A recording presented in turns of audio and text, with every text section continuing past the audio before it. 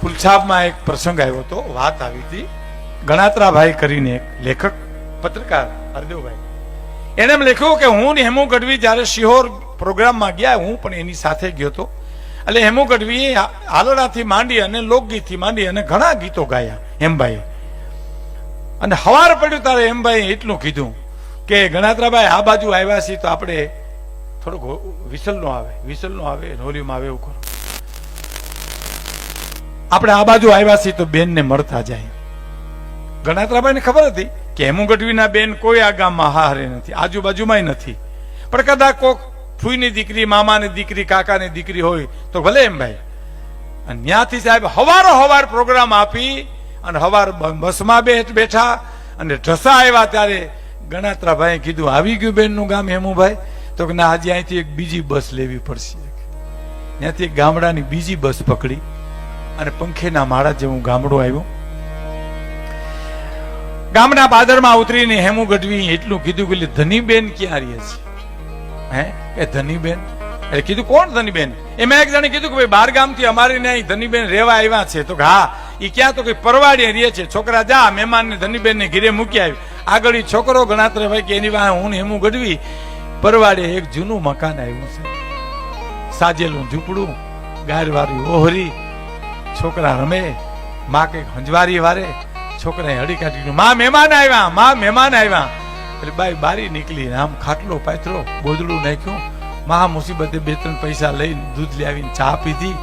અને હાલતી વેલા સાંભળજો સાહેબ, હાલતી વેલા હેમુ ગઢવી એટલું કીધું, બેન અટાણે તો એટલા પૈસા મળ્યા પ્રોગ્રામના, અટાણે તને એટલા રૂપિયા આપું છું, પછી બીજા વધારે મળશે ને તારે હું તને મોકલાવી દઈશ.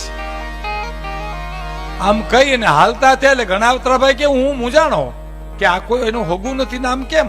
પછી હેમુ ગઢવી મને કહે કે ગણાત્રાભાઈ મૂંઝાણા તમે? તો હા, મૂંઝાવમાં હું તમને ખુલાસો કરું. હે આને હું નથી ઓળખતો, તમે નથી ઓળખતા ને? તો ના, હું નથી ઓળખતો. ગણાત્રાભાઈ કે તો તમે એમ કીધું, કેમ કીધું કે મારી બેન છે?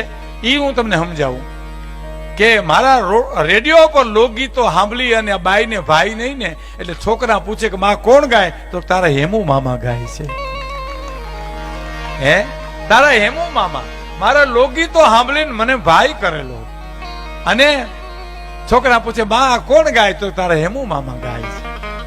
એમાં એનો પતિ ગુજરી ગયો, ગામ છોડવું પડ્યું અને ખિસ્સામાંથી કાગળ કાઢીને ગણાત્રાભાઈ કે મને વંચાયો.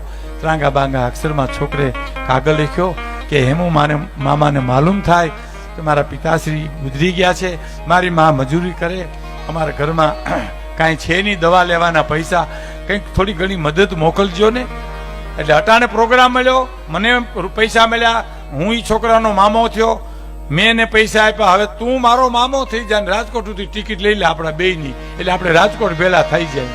એટલે હેમુ ગઢવી પાછળ લખવું પડ્યું કે દુખી પિયરની દીકરી કોઈ દેશ દેખાવર હોય છે,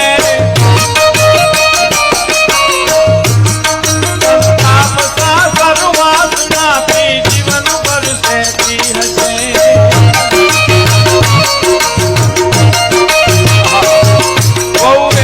ગોવાની રેકડું જો રેડિયો